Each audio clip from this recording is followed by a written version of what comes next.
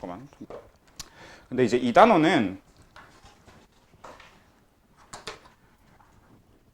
뭐 제가 좀 누누이 계속 말씀드렸지만 뭐 1, 2, 3, 4 이렇게 나눠 놓고 1단원이라고 하는 게 우리 방금까지 했던 그 몰 이런 거에 대한 것들을 나오는 거. 그러니까 흔히 1단원을 그냥 양적 관계 뭐 이런 식으로 정리를 해버려도 상관이 없을 정도긴 한데요. 이게 1단원 원래 단원명이 화학과 우리 생활인가 뭐 이렇게 되어 있는데 저는 그건 단원명이 좀 와닿지가 않아가지고 저는 뭐 별로 선호하는 단원명은 아닌데 아무튼 뭐 그런 게 있고 사실 우리 중간고사 범위에서 안 한 게 있어. 맨 앞에 그 막 생활 속의 화학이라고 해가지고 우리 주변의 물질, 화학물질들 다루는 거 이런 게 좀 있긴 있거든요. 근데 그거는 진짜로 학교마다 가르치는 게 너무 달라요. 막 거기 요 생활 속의 우리 화학 보면은 뭐 철의 여러분들이 작년에 간단하게 배웠을 뭐 철의 재련이라던가 뭐 그런 것도 나올 수 있고요. 아니면 보통 이제 여기서 제일 많이 다루는 게 일단 무조건 다들 다루는 거는 탄소와 수소로 된 화합물들. 그러니까 우리가 뭐 탄소 화합물이라고 부르는데 얘네들의 내용이 주가 되는데 이 탄소 화합물이 이것만으로 유기화학이라고 하는 하나의 전공 영역이 있을 정도로 원래 얘가 되게 폭이 넓은 그 파트거든요. 그러니까 탄소 화합물만 가지고 그냥 전공 과목이 아예 하나가 따로 있어요. 유기화학이라고. 여러분들 나중에 대학교 화학 이런 데 보면은. 그래서 얘가 되게 폭이 넓다 보니까 선생님들이 가르치는 범위가 너무 다 달라, 학교마다. 그러니까 제일 간단하게 가르치는 데는 그냥 CH4가 메테인이고 C2H5 C2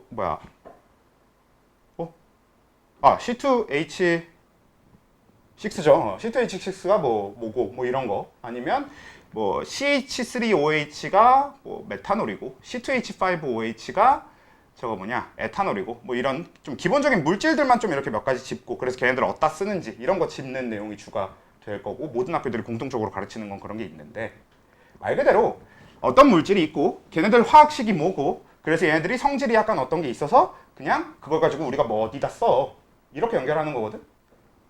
그냥 사실상 뭡니까? 이 정도면 화학식 나온다는 것만 빼면 사탐 아닙니까?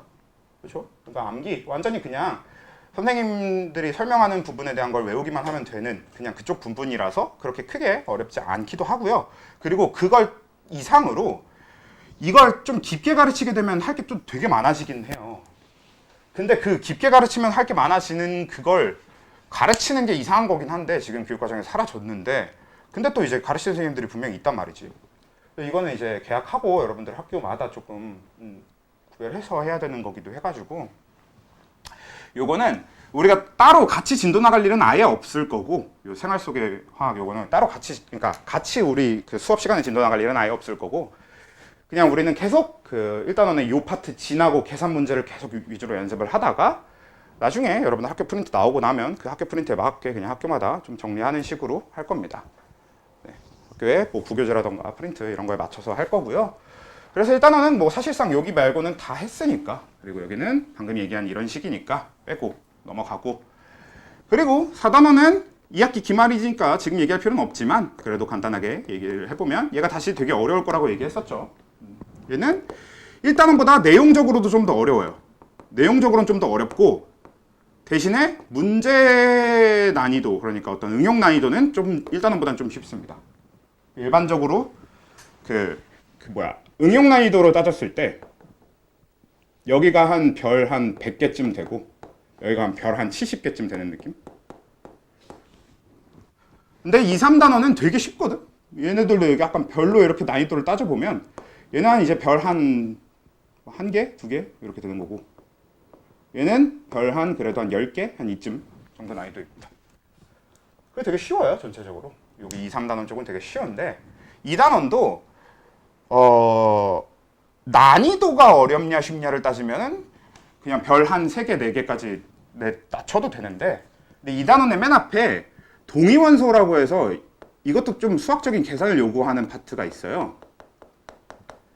그래서 이 동위원소라고 하는 거는 얘가 이제 요걸 별 10개까지 요 2단원의 난이도를 별 10개까지 늘려놓는 게 되는 거고 이게 이제 여러분들 1학기 기말고사니까 1학기 기말고사의 난이도는 이 동위원소 파트가 결정할 거거든요. 근데 동위원소는 우린 지금 안 할 거예요. 왜냐면 지금 괜히 동위원소 먼저 해놓으면 지금 1단원에 있는 것들 연습하기에도 좀 지금 한창 연습해야 되는 상황인데 거기다가 계산적인 동위원수 내용을, 이 단원에 있는 계산적인 동위원수 내용을 굳이 껴넣으면 헷갈리기만 하니까 이건 그냥 중간고사 이후로 미뤄서 할 거고, 이 부분을 건너뛰고 그 뒤에 있는 내용부터 좀 정리를 해 놓을 겁니다. 그리고 이 단원의 핵심은 빨리 하는 게 되게 핵심이거든요. 그러니까 우리가 지금부터 다룰 내용들에 대한 것들을 최대한 빠르게 꺼내서 문제를 빨리 풀 수 있는 게 되게 중요해. 실제로 수능에서도 요 이 단원은 어려운 문제들을 이 단원을 얼만큼 빨리 푸느냐에 따라서 어려운 문제에 투자할 시간을 확보하냐 아니냐 이렇게 결정되는 거거든. 수능에서도. 그래서 이 단원이 되게 중요해요. 1사 단원은 그냥 어려우니까 중요한 거라고 치면 그거 빼고 제일 중요한 게 이 단원을 얼만큼 빨리 푸느냐인 건데, 일단 그 중에 맨 앞에 제일 처음에 우리가 다루게 될 내용이 동위원수 이후로 다루게 될 내용이 원자의 구조입니다. 그래서 원래 원자의 구조를 하면 돌턴의 원자 모형부터 시작해가지고 톰슨 해서 러더퍼드 이렇게 과학자들 이름이 좀 나오고요. 그래서 이 사람들이 이 돌턴이 만들었던 원자 모형, 톰슨이 만든 원자 모형, 러더퍼드가 만든 원자 모형, 그리고 톰슨이 만든 원자 모형은 음극선 실험이라는 걸 통해서 전자를 발견한 결과고, 러더퍼드는 알파 입자 산란 실험이라는 걸 통해서 발견한 결과고, 이런 것들을 이것도 정리는 해야 되는데, 이것도 중간고사 끝난 뒤로 미룰 겁니다. 우리가 미리 좀 봐둬야 될 만한 내용은 아니라서 이것도 좀 그대로 미룰 거고요. 우리는 이 러더퍼드 다음에 나오는 원자 모형부터 다뤄서 거기부터 얘기를 시작할 건데, 그러니까 원자 구조라고 하는 게 우리 역사상 요렇게 이런 과학자들에 의해서 만들어졌다가, 이 러더퍼드 다음 원자 모형이 보어라고 하는 사람의 원자 모형이에요. 그리고 이 사람은 이름도 좀 익숙할 거야. 그치? 보어의 원자 모형, 이 보어가 만든 원자 모형이 우리가 가장 흔하게 지금 여러분들 머릿속에 있을 그 원자의 형태를 구축하게 된 모형입니다. 그럼 우리 머릿속에 있을 원자 모형이 어떤 건지 한번 생각을 해봅시다. 일단 중앙에 뭐가 있을 거고, 원자 핵이 있겠죠. 그리고 그 원자 핵 주변에 전자가 돌아다니겠죠. 근데 전자는 그냥 돌아다니는 게 아니라 뭘 가져? 전자가 다니는 전자 껍질을 갖는다라고 우리가 표현을 하지.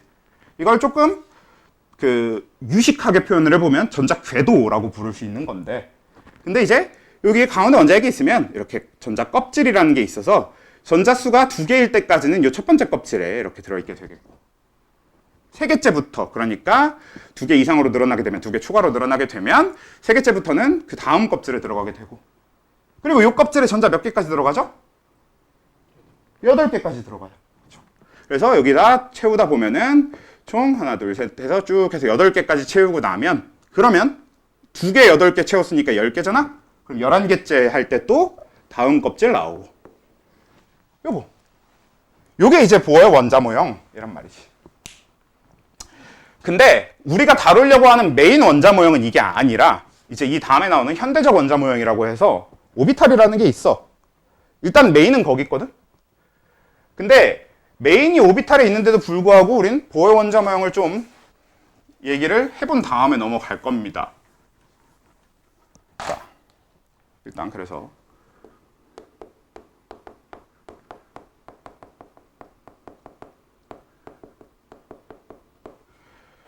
우리 지금 방금 얘기한 걸 이제 그냥 표현을 하나하나씩 좀 제대로 갖춰 나가면서 배워보도록 합시다. 일단 제일 처음에 우리가 알고 있는 상태로 아까 얘기한 것처럼 가운데는 원자핵이 있어요. 이 원자핵이 그 원자의 중심에 들어있게 되는 걸 거고, 그리고 원자핵은 운동성도 별로 안 갖고 있어. 우리는 이미 그런 얘기를 앞에서 했었지. 원자핵은 왜 운동성을 안 갖고 있다고 얘기를 했었냐면 질량이 크니까. 왜? 원자핵 안에 양성자랑 중성자가 들어있고, 양성자랑 중성자는 전자에 비해서 훨씬 무겁더라. 그런 얘기를 했었잖아. 그러니까 얘는 질량이 크고 운동성도 별로 없고, 그러니까 그냥 중심에 딱 그냥 들어있는 거고. 그래서 얘는 이 안에 들어있는 게 뭐 양성자, 중성자다, 이런 거 말고는 딱히 할 얘기가 없고, 그럼 이 원자핵 주변으로 이제 전자들이 돌고 있는데, 그 전자 껍질이라는 개념을 보어가 처음 썼는데 왜 전자 껍질이라는 개념을 만들었냐부터가 이제 얘기해야 될 부분이 되는 겁니다. 그러니까 왜 굳이 이 보어라는 사람은 원자핵이 가운데 있으면 그냥 모든 전자가 그냥 대충 주변에 돌아다닌다 해서 끝낸 게 아니라 얘네들의 껍질을 구분하게 되었느냐에 대한 얘기가 될 건데, 사실 우리가 설명을 생략하긴 했지만 이 사람 앞에 있었던 그 러더퍼드의 원자 모형이 뭐냐? 그냥 모든 전자가 주변을 돌아다닌다까지의 얘기였습니다. 이런 껍질의 구분이 없었어. 그러니까 보어의 원자 모형에서 껍질 구분만 딱 없는 게 러더퍼드의 원자 모형이었습니다. 근데 껍질 구분을 만들어내게 된 거, 껍질 부분을 찾게 된 이유가 이제 수소 때문이거든.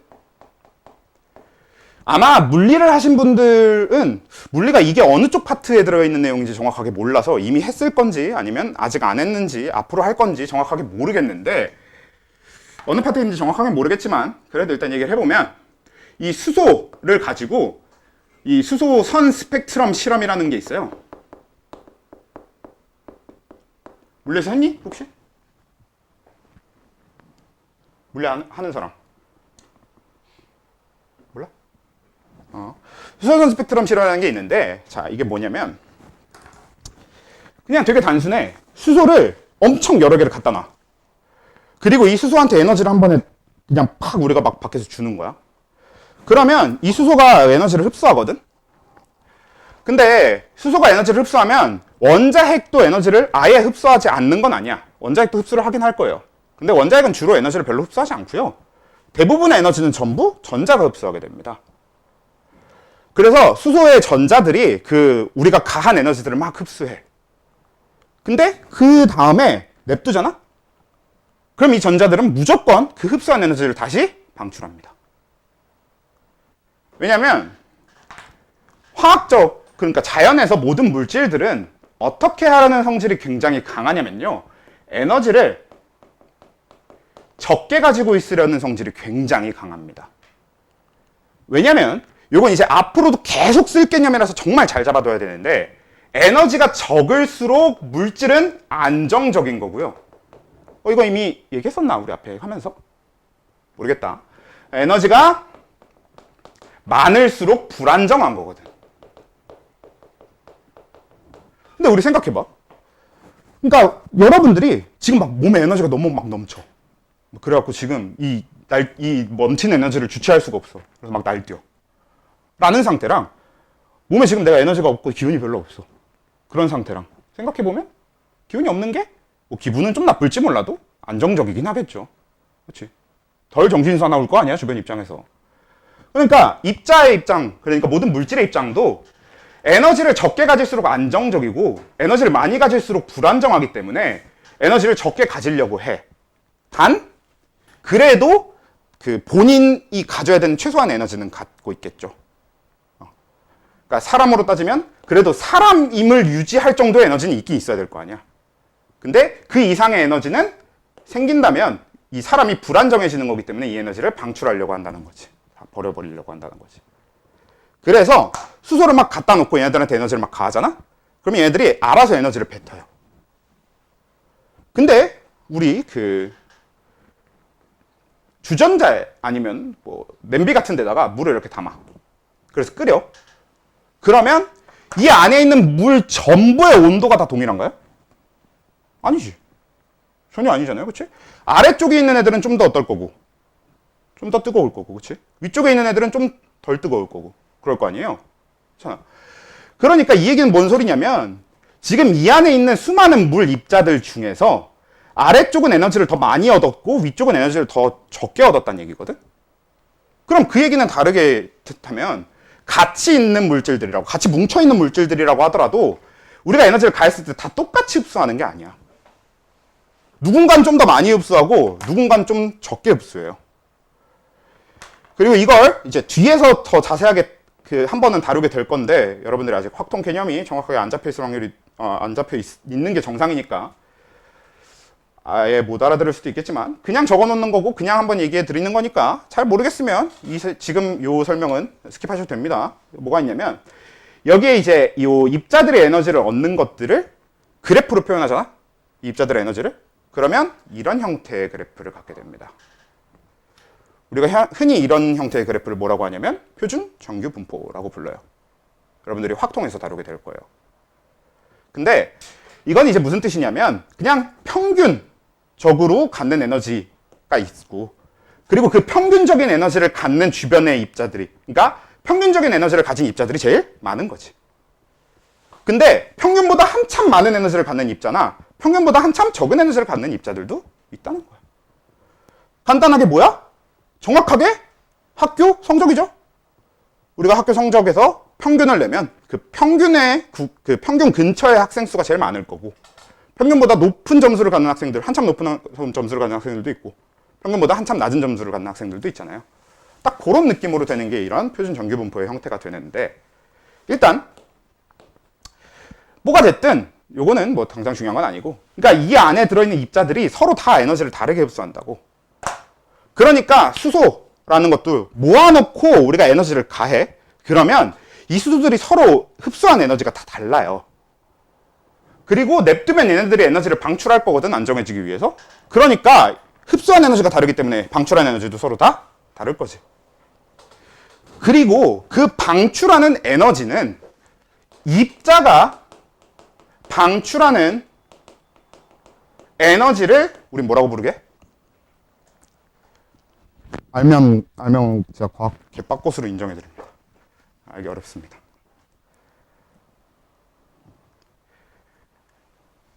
에너지는 항상 파의 형태로 나올 거고요. 에너지만 전달되는 게 파니까 파장 혹은 파의 형태로 나오는 걸 우린 선이라고 불러요. 그래서 방출되는 선, 방사선이라고 부르는 거지. 입자가 방출하는 모든 에너지는 방사선입니다. 가장 대표적인 방사선이 지금 여기서 나오고 있는 빛이죠. 빛도 방사선이고요. 자외선이라는 방사선도 있고, 적외선이라는 방사선도 있고, 뭐 알파선, 베타선 뭐 이런 되게 뭐 감마선 이런 식으로 방사선의 종류는 굉장히 많은데, 그러니까 사실 우리가 방사선, 뭐 흔히 이제 방사능이라고 부르기도 하는 얘는 되게 막 엄청난 것처럼 얘기하지만 사실 되게 별거 아니에요. 빛부터가 방사능이라고, 방사선이라고. 우리한테 유해한가 아니냐의 차이는 있을 수 있어도 아무튼 그런 게 다 방사선이거든.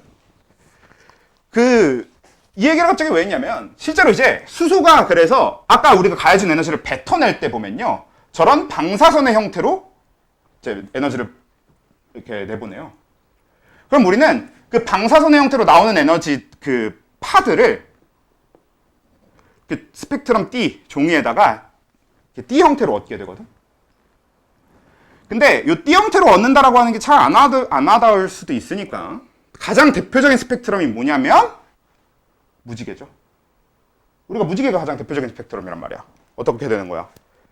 태양빛이 굴절을 통해서 빨간색부터 보라색까지 나눠지는 그거 자체도 이미 스펙트럼인데, 우리는 그렇게 무지개, 빨주노초, 파남보 이렇게 나눠지는 스펙트럼을 연속 스펙트럼이라고 합니다. 얘네들은 선으로 끊어져 있지 않고 쭉 연결되어 있어서 연속 스펙트럼인 거야. 이름이 연속되어 있어서 연속 스펙트럼인 거고, 얘는 선 스펙트럼이니까 쭉 연속돼서 나타나지는 않고 요 뒤에 이렇게 선으로 띡띡띡띡띡 뭐 이런 식으로 이렇게 표현이 돼요. 근데 중요한 건 이 선이 정확하게 규칙성을 갖고 끊어진다라고 하는 게 되게 중요했던 거지. 수소를 100만 개를 갖다 놓든 1000만 개를 갖다 놓든 1억 개를 갖다 놓든 상관없이 수소를 몇 개를 갖다 놓고 에너지를 얼만큼을 주고 실험을 하든 항상 이 나오는 스펙트럼 D의 위치는 항상 동일하다라는 정보를 얻어낸 거야. 그러려면 전자들이 방출하는 에너지 자체가 규칙적이겠구나 라고 생각을 한 거지. 그럼 그 규칙이 발현된 형태를 우리가 얘기하는 껍질이 되는 겁니다. 근데 이게 되게 단순한 건데 왠지 우리 생각을 해볼게요. 자, 가운데 원자핵이 있어요. 그리고 원자핵에서 가장 가까운 껍질, 첫 번째 껍질이 이렇게 있어요. 그리고 우린 수소 얘기를 했으니까 수소의 전자는 당연히 여기에 원래 들어있어야 되겠지. 근데 수소 말고 다른 원자들까지 생각을 해보면 일단 두 번째 껍질도 있고, 이렇게 세 번째 껍질도 있고, 이렇게 네 번째 껍질도 있고, 이렇게 껍질들이 있을 거 아니야. 자, 근데 이 껍질이라고 하는 것 자체가 전자가 있을 수 있는 곳, 이게 껍질이란 말이야. 그러니까 우리가 전자에다 에너지를 가했다고 해서 이 전자가 아무 데나 가는 게 아니라 얘는 에너지를 얻으면 이런 껍질로 이동하는 걸 거란 말이지. 그냥 아무 데나 가는 게 아니란 말이지. 왜? 전자는 이런 데 있을 수밖에 없으니까. 근데 왜 에너지를 얻으면 올라가는지는 단순한 문제인데, 자, 전자라는 거는 원자핵은 뭘 띠고 있죠?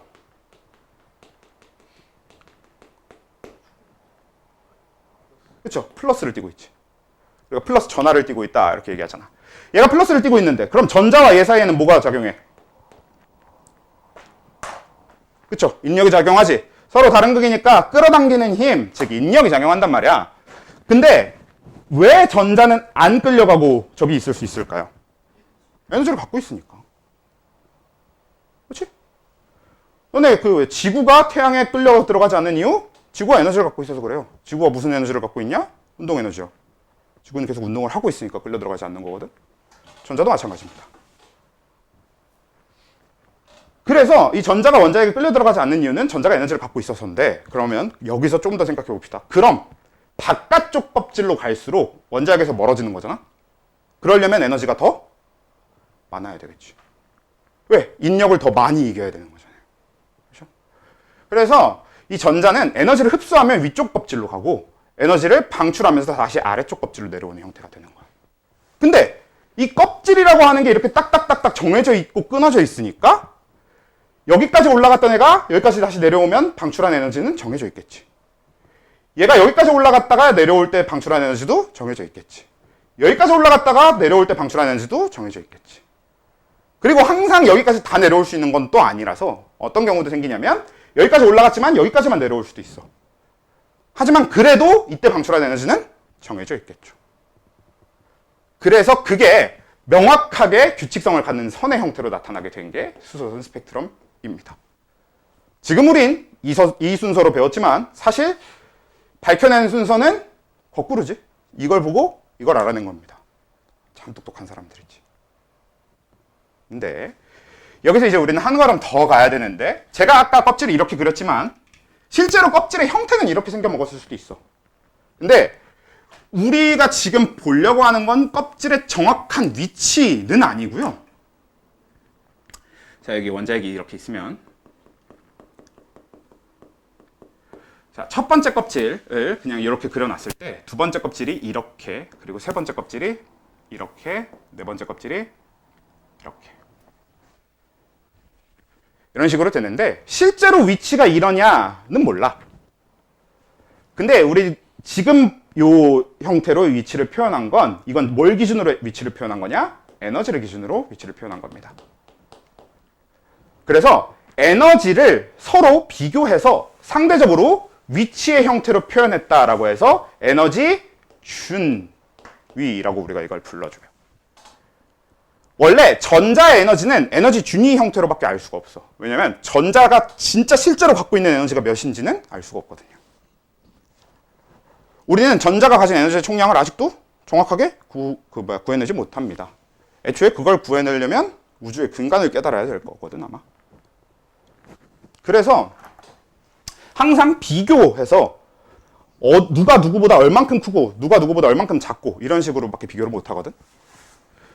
그러니까 그렇게 표현할 수밖에 없어서 그런 위치, 상대적인 위치 기준으로 얘기를 하게 돼서 에너지 준위라고 불러주게 돼요.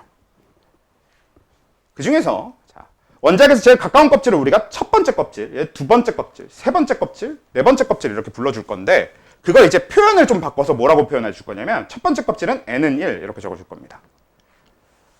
일단 n이라고 하는 건 주양자수라고 해서 원래 양자의 그 위치 주소의 개념인데, 일단 이건 뒤에 그 양자수에 대한 거 자체를 뒤에서 자세히 다룰 거니까 일단 넘어가고, 그냥 우리는 그냥 이게 첫 번째 껍질이라고 그냥 받아들여 주시면 돼요. 그냥 1이니까. 그리고 얘는 n은 2, 두 번째 껍질, n은 3, 세 번째 껍질, n은 4, 네 번째 껍질. 이렇게 되는 거야.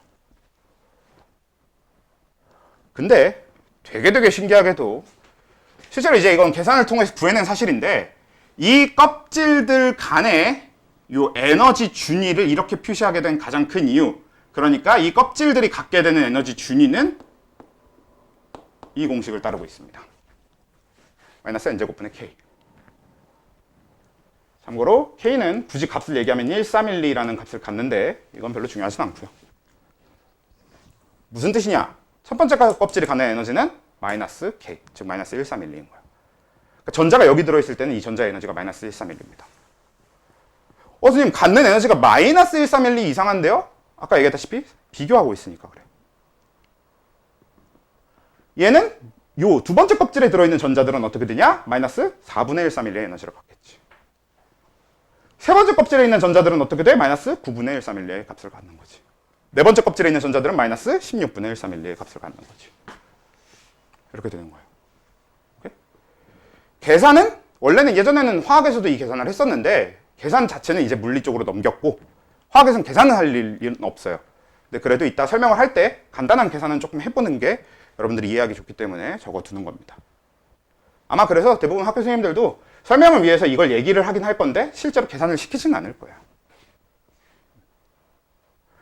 그래서 이제 이게 뭐야? 이 껍질들이 갖는 에너지의 식이 이렇게 되는 거예요, 그냥. 근데 왜 마이너스냐면 기준이 뭐냐면 우리 이 껍질들 중에 가장 바깥쪽에 있는 껍질을 뭐라고 보냐? N은 무한대라고 하는 껍질이 있어요. 자, 이 N은 무한대 껍질은 뭐 하는 껍질이냐면 전자가 원자핵으로부터 벗어났을 때를 뜻하는 겁니다. 왜? 여러분들 무한대가 무슨 뜻임? 지금 수학학원 다니고 있으면 극한 한창 하고 있지 않냐? 아, 이미 했나? 내가 수학 교육과정 잘 몰라가지고. 아, 그치. 그러니까 고2 제일 첫 번째가 극한이 맞지. 그치. 그러니까 극한을 하고 있거나 끝났거나 아무튼 뭐 극한을 이제 하고 있을 테니까 이미 그러면 무한대 극한의 개념을 아예 모르지는 않을 거 아니야. 우리가 무한대라고 하는 거, 극한이라고 하는 거는 개념이죠. 수가 아니라 원래 정확하게는. 진짜 무한히 커진다라는 뜻을 가지고 있는 건데 그러니까 저 N은 무한대라고 하는 게 개념적으로 그냥 가장 바깥쪽에 있는 껍질이라고 그냥 우리가 상상을 하는 건데 뭐냐? 원자핵으로부터 전자가 벗어난 상태를 상정을 하는 겁니다. 그리고 그 상태의 전자의 에너지를 몇으로 보겠어? 이거 N은 무한대로 이거 씩 해봐. 에너지 몇인 거야? 0인 거죠? 이거 지금 표현하면 이거잖아. 리미트 N이 무한대로 갈 때 이거잖아. 그러니까 0에 수렴하는 거 맞죠? 그러니까 0으로 볼 수 있는 거란 말이야. 그래서 원자로부터 자유로운 전자의 에너지를 0으로 보고 그러면 얘랑 비교해서 첫 번째 껍질에 있는 애는 1312만큼 에너지가 모자라야 되는 거야. 두 번째 껍질에 있는 애들은 얘랑 비교해서 4분의 1312만큼 모자라야 되는 거지. 세 번째 껍질에 있는 애들은 얘보다 9분의 1312만큼 모자라야 되는 거지. 이렇게 되어 있다는 거죠. 이해돼? 이해돼요? 되죠? 네, 됐으면 그러면 이렇게 되는데 자, 여기서 이제 실제로 이 수소선 스펙트럼 실험에서 우리는 세 가지 종류의 방사선을 관찰할 수 있거든요. 이 선 스펙트럼, 띠의 형태로 나오는 스펙트럼 중에서 세 가지 형태가 뭐가 되냐면 일단 우리한테 가장 익숙한 가시광선이라고 하는 거. 무슨 뜻? 그쵸? 가시, 눈에 보이는 빛의 선인 거지. 그러니까 지금 여러분들 눈으로 보고 있는 건 모두 다 가시광선입니다. 그치? 인간의 눈으로 볼 수 있는 건 가시광선밖에 없으니까 인간의 눈으로 볼 수 있는 게 정확하게 이 가시광선 영역인데 이게 우리가 아까 얘기했던 그 연속 스펙트럼 속의 빨주노초 파남보 걔네들이 되는 거지. 애초에 색깔이라는 건 가시광선만 색깔을 가질 수 있습니다. 왜? 가시광선을 제외한 나머지 선은 애초에 눈에 보이질 않는데 색깔을 가질 수가 없겠죠. 실제로 걔네들이 색깔을 갖고 있을 수도 있는데 우린 어차피 못 봐. 그래서 걔네 색깔이 뭔지 몰라. 그래서 일단 우리 눈에 보이는 건 결국 가시광선까지가 전부인데 이 가시광선 영역이 있을 거고 자 근데 여기서 여러분들 약간 물리적인 지식이지만 그래도 알 수 있으니까 자 가시광선은 방금 얘기한 것처럼 빨간색에서 보라색까지가 있거든요. 자 이 중에서 에너지가 제일 큰 게 누구? 네 보라색. 에너지가 제일 작은 게 빨간색. 그래서 얘는 이 색깔들이 에너지가 서로 다 다르게 갖고 있는 선들인 건데 이게 보라색이 가장 에너지를 많이 갖고 있는 선입니다. 한마디로 태양빛은 어떤 거냐면 태양빛이라고 하는 건 저 빨간색의 에너지부터 보라색의 에너지를 가진 선까지 전부 다 연속적으로 쭉 다 들어있는 거야. 근데 얘는 어떻게 돼? 뚝뚝 끊어진다고 했잖아. 그러니까 얘는 모든 색깔의 선이 쭉 다 나와서 연속으로 나오진 못할 거고 특정 색의 선만 이렇게 뚝뚝 끊겨서 나오는 거지. 그렇게 되는 건데, 그러면 여기서 만약에 가시광선보다, 그러니까 눈에 안 보이는 빛들 중에서 가시광선 영역에서 딱 벗어나서 가시광선보다 에너지가 적은 애들을 우린 적외선이라고 부르죠. 적외선을 맨 밑에다 적을 걸 그랬다. 밑에다 적읍시다. 적외선이라고 부르지. 왜? 가시광선에서 에너지가 제일 적은 게 빨간색이고, 근데 그거보다 에너지가 적은 거니까 이 적외선은 빨간색 바깥에 있는 빛인 거지. 그러면 가시광선보다 에너지가 조금 더 크기 시작해서 우리 눈에 안 보이는 것들은 뭐라고 부르면 되겠어? 자외선이라고 부르면 되겠지. 근데 아까 말씀드린 것처럼 자외선하고 적외선은 색깔이 없습니다. 자외선 보라색, 적외선 빨간색 아닙니다. 색깔 없어요. 근데 우리 막 적외선 어쩌고 이런 거 보면 다 빨간색으로 되어 있고 자외선 어쩌고 이렇게 보면은 막 이렇게 보라색 빛 되어 있고 이렇게 되는데, 그건 그냥 제품을 만들 때 이게 작동하고 있다는 걸 확인시켜주기 위해서 넣어놓은 거야. 제품 개발하는 사람들이. 그 자체가 자외선의 색깔, 적외선의 색깔인 건 아닙니다. 적외선, 자외선은 우리가 볼 수가 없어요. 그러니까 그래서 얘네들은 일단 이렇게 냅뒀는데, 그리고 이건 이제 물리적인 개념이긴 하지만 그래도 우리 또 알아야 될 게, 우리 에너지가 커질수록 파에서 에너지가 커질수록 파장은 짧아집니다. 요거까지는 너무나 물리적인 내용이지만 우리가 화학에서 꼭 알아야만 하는 부분이에요. 원래 화학과 물리는 뗄래야 될 수가 없는 사이라서. 아니지, 과학과 물리는 뗄래야 될 수가 없지. 그래서 에너지가 커질수록 파장이 짧아진다라고 하는 개념을 한 가지 추가로 알게 되면 결국 뭐냐면, 가시광선에서 에너지가 제일 크면서 파장이 제일 짧은 게 보라색, 가시광선에서 에너지가 제일 적으면서 파장이 제일 긴 게 빨간색이 되는 거고, 이 빨간색보다 더 파장이 더 파장이 길고 에너지가 작은 애들을 우린 적외선이라고 부르게 되고 눈에 안 보입니다. 그리고 이 보라색보다 파장이 더 짧고 에너지가 더 큰 애들이 눈에 안 보이고 그런 애들을 우린 자외선이라고 불러요. 일단 이게 우리 여기서 다뤄볼 방사선들에 대한 내용이 되는 거고, 자, 이 정도의 기본 기초 개념을 알고 있는 상태에서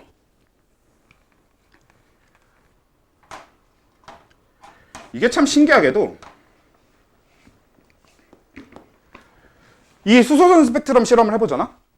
그러면 항상 출발점이 어디든 상관없이 원래 바닥 상태, 그러니까 원래 수소가 전자를 가져야 되는 위치, 즉 첫 번째 껍질에 전자가 돌아오게 되는 방출을 하면 항상 자외선을 방출합니다. 그러니까 무슨 얘기냐? 아까 수소를 여러 개 갖다 놓고 에너지를 준다고 했잖아? 그럼 얘네들이 서로 다 다른 데 올라간다고 했잖아요. 근데 어디까지 아무 상관없어. 애초에 2부터 무한대까지 있기 때문에 껍질은 엄청 많긴 하거든, 이 위로는. 근데 우리가 지금까지 다룰 수 있는 껍질은 N은 6까지가 다룰 수 있는 것 최대입니다. 물론 지금은 7주기 원소, 그러니까 7번째 껍질에 전자가 있는 원소들도 주기율표에는 적혀는 있지만 실제로 걔네들을 껍질까지 얘기하면서 다뤄보기는 어려워요. 애초에 우리는 6번째 껍질까지도 다룰 일이 없을 거고.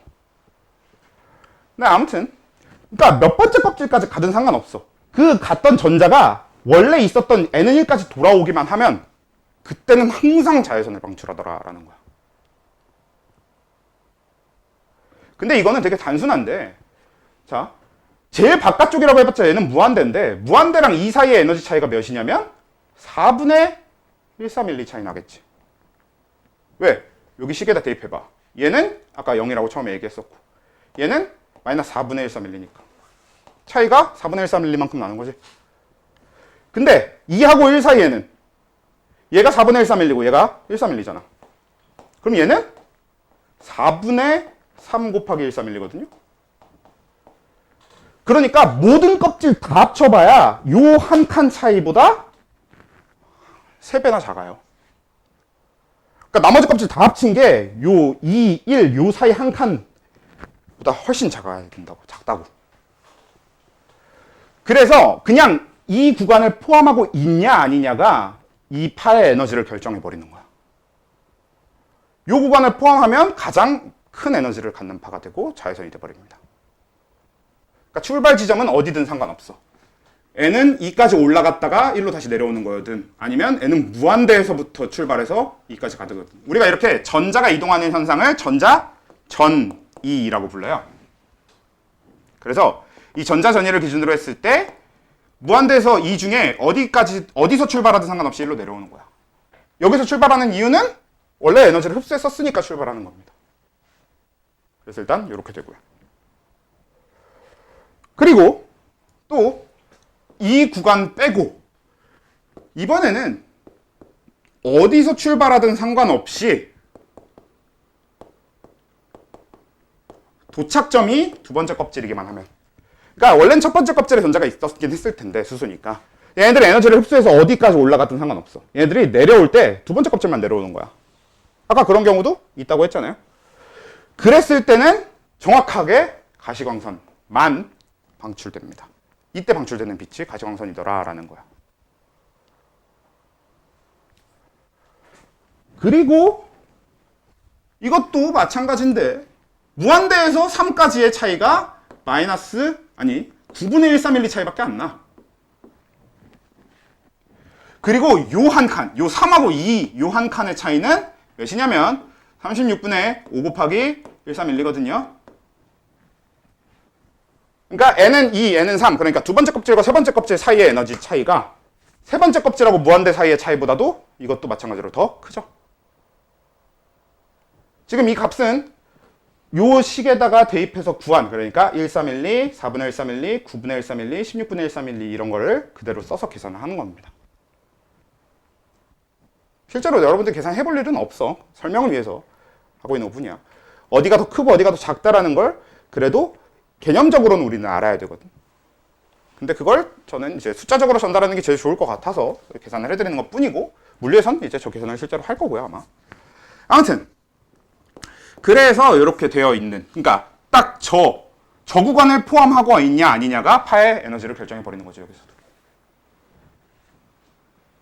근데 물론 이런 건 있어. N은 3에서 N은 2까지 전자 전이가 되는 거예요. 가시광선이겠죠. 그리고 N은 4에서 2까지 전이가 돼도 가시광선이고, N은 무한대에서 N은 2까지 전이가 돼도 가시광선이겠지. 여기서 이게 정확하게 요게 빨간색 가시광선인 거고 요게 보라색 가시광선인 겁니다. 실제로 정확하게 딱 이렇게 떨어지고요. 선 스펙트럼에서 우리가 확인을 할 수 있어요. 선 스펙트럼에서 보면 빨간색으로 선이 쭉 그어져 있으면 그게 요 전자전이라는 뜻입니다. 이제 우리가 확인을 할 수 있는데, 그래서 그렇게 되는 거랑, 그리고 이제 적외선은 뭐냐? N은 3까지. 그러니까 N은 무한대에서 혹은 N은 4. 요 구간 중에 어디서 출발하든 상관없이 3에 도착하는 전자전이를 하게 되면 적외선을 방출하더라 라는 거죠. 그러면 이것도 마찬가지일 거야. 이건 굳이 계산 안 할게요. 뭐냐면 4, 3 사이의 에너지 차이가 4하고 무한대 사이의 에너지 차이보다 크겠죠, 여기서도. 그러니까 4, 3 요 구간을 갖고 있냐 아니냐가 4, 3 구간을 가지면 적외선에 들어갈 수 있게 되는 거지. 만약에 4, 3 구간을 못 가져. 그러니까 요 앞에 구간은 다 못 들었고 4, 3 구간을 못 가져. 그러니까 전자전이가 무한대에서 4 사이에서 일어나. 그럼 어떻게 되냐? 그냥 에너지가 너무 작아서 우리가 선의 형태로 측정할 수 없습니다. 그래서 다루지 않는 것뿐이야. 물론 이제는 측정을 다 하지만 뭐 아무튼 우리가 지금 여기서 다룰 건 아니니까. 오케이? 그래서 이게 이제 수소선 스펙트럼 실험이라는 거고, 이걸 토대로 이제 보의 원자 모형이 만들어진 거가 되는 겁니다. 그래서 우리가 보의 원자 모형을 얘기를 할 때는 결국은 전자 껍질이란 개념이 왜 만들어졌냐? 수소선 스펙트럼 실험이라서 말고 없어요. 근데 수소선 스펙트럼에 대해서, 이 실험에 대해서 알아야 되는 게 좀 많은 거지. 그래서 이 선 스펙트럼 실험은 어떻게 되느냐? 여기 지금 시각화해 놓은 게 실제 전자의 위치, 전자 껍질의 실제 위치는 아니고 에너지를 비교해서 표현해 놓은 에너지 준위, 상대적인 에너지의 위치라고 하는 건데, 이 에너지 준위를 가지고 비교했을 때 뭐더라? 이런 식으로 배치가 되더라. 그러니까 뭐야? 위쪽 껍질로 갈수록, 그러니까 더 바깥쪽 껍질로 갈수록 그 에너지의 차이가 확 크게 줄어드는 거지.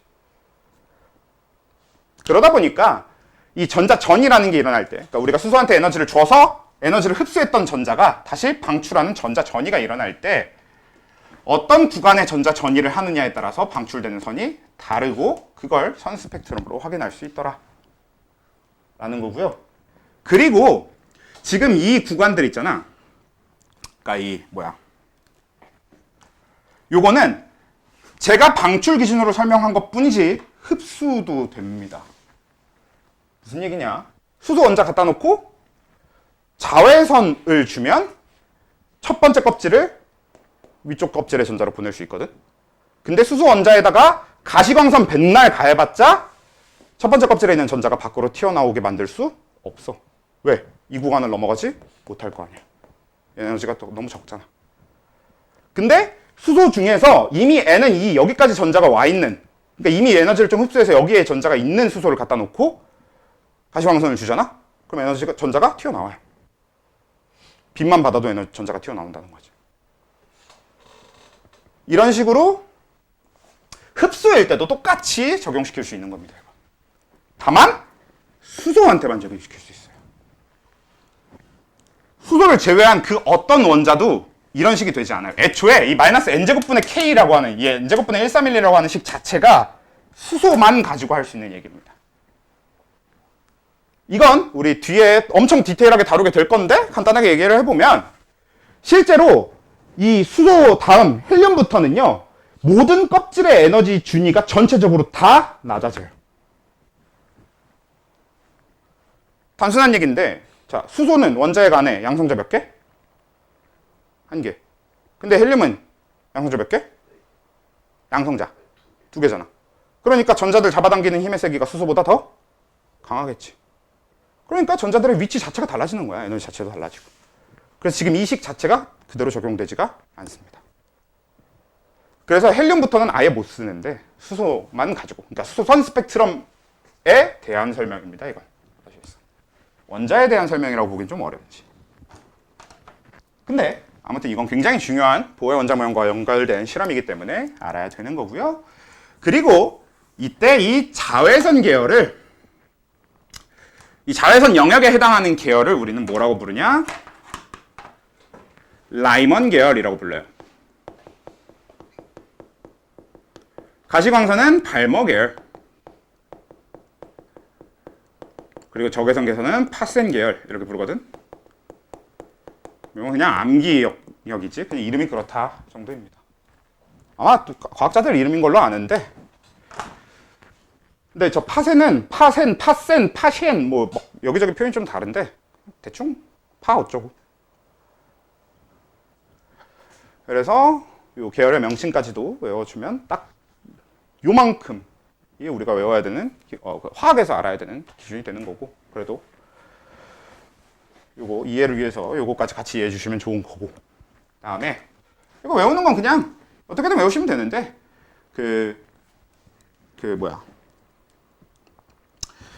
여러분들 자라가 어떻게 생겼는지 아십니까? 대충 알지? 근데 자라가 머리가 있음?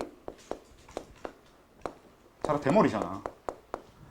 자라가 대머리라서 너무 슬픈 거야. 머리카락이 갖고 싶어. 자라가 가발을 샀어. 그것도 너무 머리가 갖고 싶으니까 그냥 흔한 가발 말고 빨간 파마가 된 가발을 샀어. 그래서 자라 가발 빨간 파마 이런 식으로 외우시든가, 아니면 뭐 그냥 자라 가발 적파 그냥 이렇게 그냥 외우시는 분들도 있고요. 어떻게든 일단 외워주시면 되겠는 부분이겠고요. 그리고 요번에 이제 그냥 수소 스펙트럼 얘기였으면, 그럼 이제 우린 보헤 원자 모형을 사용할 때 핵심이 되는 건 결국 뭐냐? 이미 여러분들이 앞에서 다뤘을 건데 다들 이렇게 좀 표현이 생소한지 아니면 좀 그렇게까지 안 다뤄봤는지 몰라도, 우리가 사실 대부분의 지금 화학과 관련된 대부분의 것들은 다 이 보헤 원자 모형 상태로 밝혀진 것들이거든요. 그래서 이 화학과 관련된 것 대부분이 보헤 원자 모형을 이용해서 밝혀졌다 보니까 이 보헤 원자 모형에서 제일 핵심이 되는 이 옥텟 규칙이라고 하는 게 굉장히 중요하게 작용을 하고 있지. 옥텟 규칙이 뭐임? 옥텟 규칙은 다른 말로 그냥 8규칙이란 뜻입니다. 그래서 한 껍질에 전자가 8개 들어간다의 규칙이지. 근데 이건 정확하게는 가장 안쪽 껍질은 전자가 2개가 들어가기 때문에 얘는 옥텟 규칙과 상관없는 거고, 첫 번째 껍질은. 두 번째 껍질부터 8개가 들어가더라. 이게 옥텟 규칙입니다. 오케이? 자, 일단 이렇게 되고, 그럼 이제 현대적 원자 모형으로 넘어가야 되겠죠. 44분인데? 쉬지 말고 이어서 한 다음에 늘 그렇듯 안 쉬고 하고 일찍 끝냅시다. 오늘은 현대적 원자 모형은 운만 띄우고 끝내면 되겠다. 그리고 설 잘 쉬고 와서 현대적 원자 모형 마무리하고 뒤에 이어나가서 하면 되겠네. 자, 이제 이 보헤 원자 모형 다음에 나오게 되는 현대 원자 모형은, 현대 원자 모형 자체는 오늘 얘기하지 않더라도 오늘 무슨 얘기를 할 거냐면 이 현대 원자 모형을 만들어낸 근간이 된 아이디어에 대해서 얘기할 겁니다. 그리고 지금부터 하는 얘기는 화학의 얘기보다는 물리학의 얘기인데, 사실 물리학과 화학은 지금 이 현대 원자 모형이 만들어지게 된 이 이론을 기점으로 이 둘 다 굉장히 크게 발전하게 됐어요. 물리학과 화학의 가장 큰 발전을 이룩하게 된 게 뭐게? 여러분들 물리학의 발전에 되게 크게 기여한 사람, 아는 사람 누구 있어? 그렇죠? 일단 뭐 이 사람은 일단 되게 옛날 사람이니까 빼놓고, 이 사람 되게 크게 관여한 거 맞고, 이 뉴턴으로 시작한 역학, 이 뉴턴이라고 하는 사람이 이 역학에 관여한 것 때문에 쭉 이 뉴턴을 기점으로 해서 계속 쭉 발전되어 오던 역학이 우리가 흔히 얘기하는 고전역학이라고 하는 부분이 됩니다. 그리고 이 고전역학의 가장 꽃을 이룬 사람이, 가장 크게 꽃을 피웠던 사람이 누구야? 그렇죠, 아인슈타인이죠. 그렇지, 알버트 아인슈타인이라고 하는 사람이지. 자, 이 아인슈타인이라는 사람은 알잖아. 이 사람이 뭐 물리를 하는 사람들은 상대성 이론이라는 걸 알 거고, 안 한 사람도 상대성이라는 걸 들어봤을 수도 있고, 상대성 이론을 들어본 적이 없어도 아인슈타인은 안단 말이지. 엄청나게 천재로. 이건 그냥 개인적인 소견인데 이런 발언을 영상 찍으면서 해도 되는지 모르겠지만, 저는 개인적으로 아인슈타인보다 갑자기 이름이 안 떠오르네. 최근에 돌아가신 분 누구지? 몇 년 전에 돌아가신 분? 스티븐 호킹 박사가 저는 개인적으로 더 똑똑한 것 같다고 생각을 합니다. 아무튼 그거는 불필요한 얘기고. 그래서 이 아인슈타인이라고 하는 사람도 이제 이 고전역학파에서 이제 엄청난 천재였잖아. 근데 이 아인슈타인이랑 동시대에서 처음 시작하게 되면서 이 고전역학과 완벽하게 다른 길을 걷게 된 역학이 있어요. 우린 그걸 뭐라고 불러? 그쵸, 양자역학이라고 부릅니다. 그리고 현재는 무슨 시대냐? 양자역학의 시대입니다. 고전역학은 다 죽었고 이미 양자역학이 지배를 하고 있는 시대가 됐어요.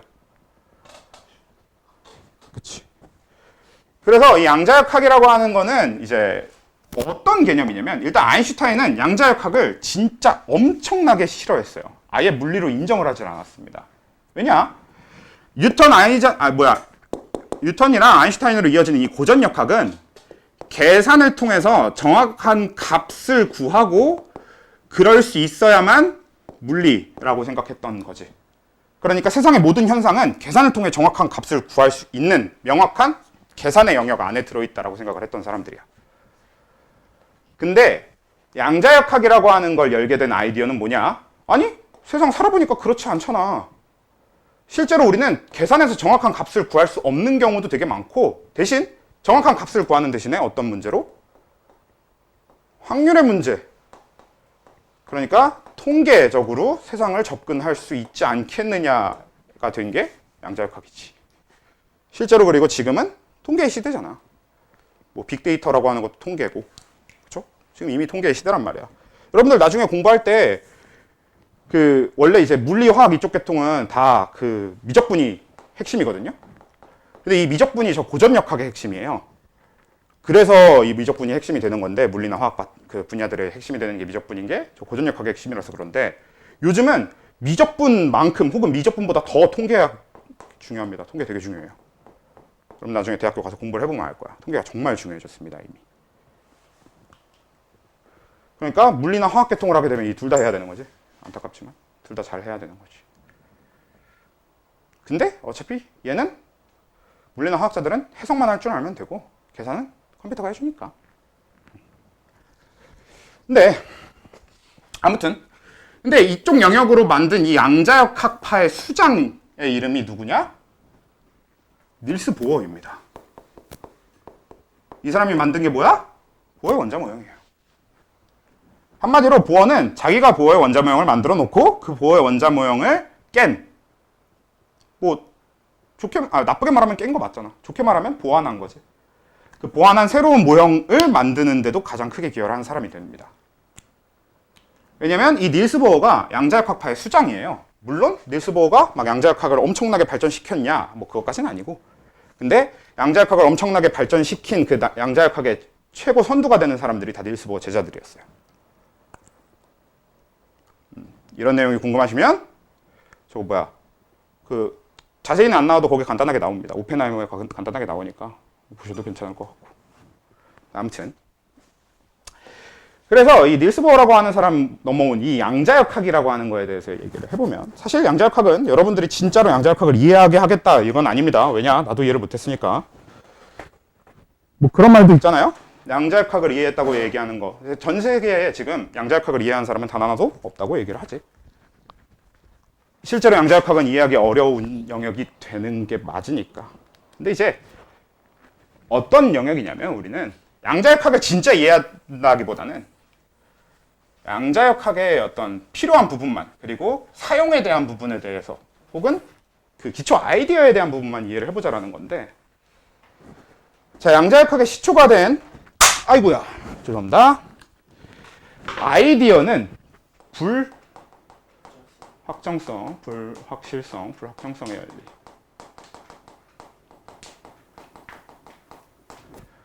라는 것과 빛이, 빛 아니죠. 빛 맞나? 빛 아니고 전자죠? 광자가 아니라 전자 맞지? 그 이중슬리 실험. 이렇게 두 가지가 되는데, 여기까지 얘네들 얘기보다 일단 그 가장 많이 이제 얘기를 하게 되는 게, 양자역학의 시작을 얘기하면 항상 되게 다들 많이 얘기하는 게 저 슈레딩거의 고양이라는 실험이죠. 이게 어떤 실험이냐? 상자가 있어요. 근데 이 상자는 어떤 상자냐? 우리가 외부에서 내부의 상황을 절대 알 수 없도록 되어 있습니다. 우리가 흔히 화학이나 물리에서 이런 걸 닫힌 개라고 표현을 하는데, 외부와 내부 사이에는 물질의 이동도, 에너지의 이동도 절대 불가능해. 에너지의 이동이 불가능하다는 소리는 뭔 소리냐? 소리도 나올 수 없다는 뜻입니다. 그래서 완전히 밖으로부터 완벽하게 고립되어서 우리가 내부를 아예 알 수 없는 상자가 있는데, 이 안에 고양이가 있습니다.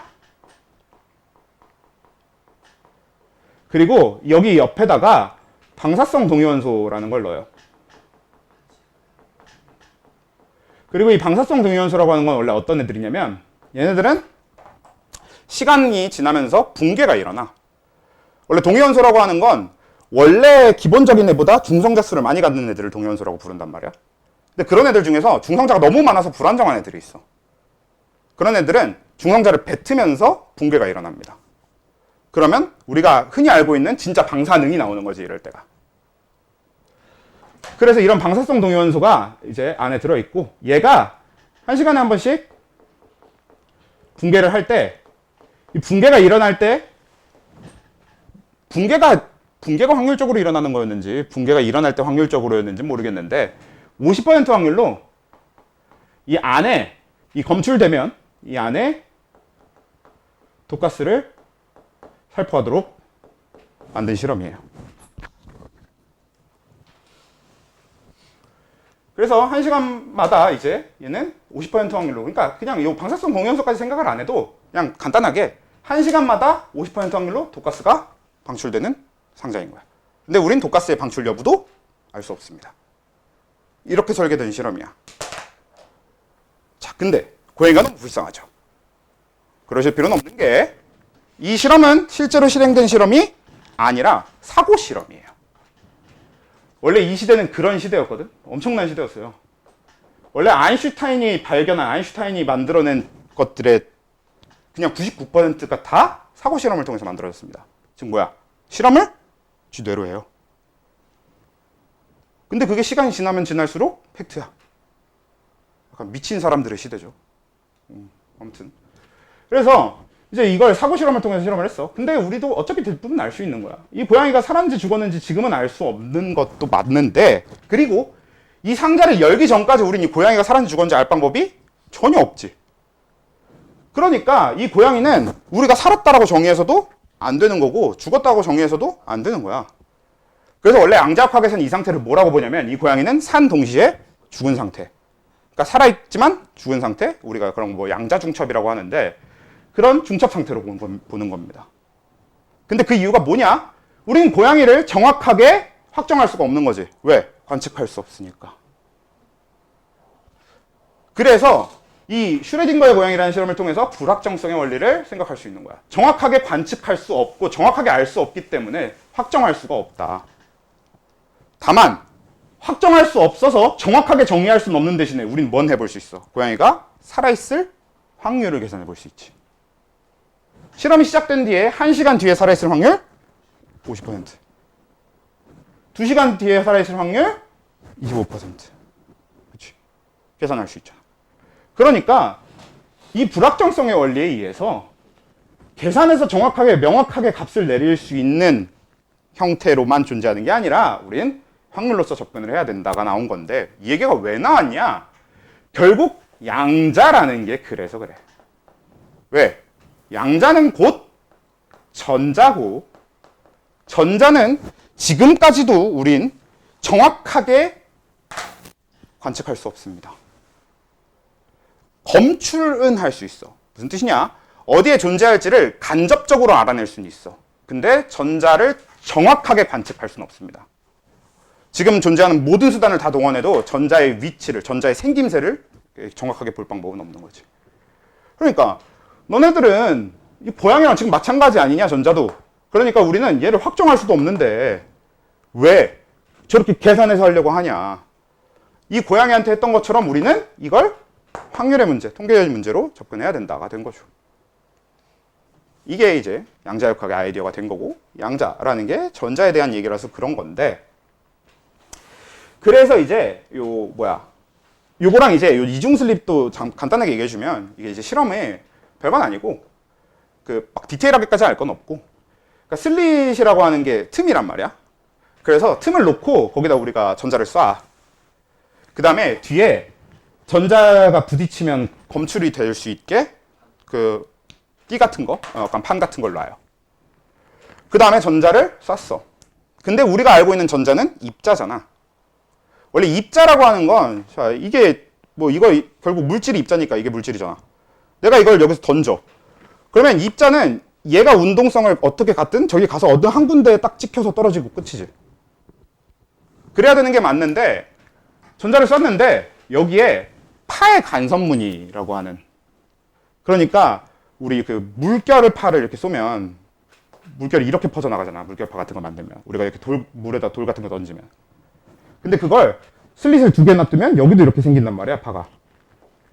그러면 어떻게 되냐면 여기 겹치는 부분들의 간섭 무늬가 생겨요.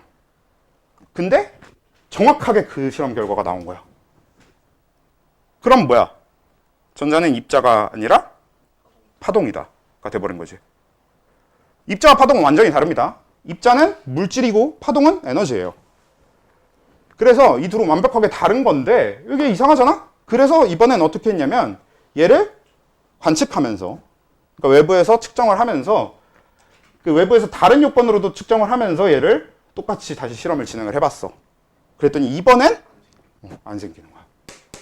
정확하게 틈을 지나고 그냥 틈만큼에서만 전자가 관측이 된 거죠. 한마디로 뭐야? 관측하고 있을 땐 입자, 관측하지 않을 땐 파동인 거죠. 그치? 그래서 그러면 자 이것까지 생각을 해보면 결국 뭐가 돼? 불확정성의 원리가 더 그냥 강화되는 거지 생각해보면. 그러니까 여러분들이 여기서야 지금 조용히 앉아서 수업 듣고 있는데 그러니까 나는 그런 학생인 줄 알겠지만 제가 안 보이는 데서 뭐 어떻게 해야 될지 모르는 거잖아. 그러니까 저는 여러분들을 확정할 수는 없는 거잖아요. 그런 느낌으로다가 결국 전자도 보고 있을 때와 보고 있지 않을 때가 다르니까 확정하면 안 되는 거지. 더더욱이나. 애초에 뭐니까? 심지어 진짜 그냥 보는 것 자체도 불가능하니까. 그래서 확률적으로 접근하자가 이제 양자역학의 아이디어가 된 거고. 여기까지가 오늘 우리가 얘기해보면 좋을 내용이 될 것 같고요. 잠깐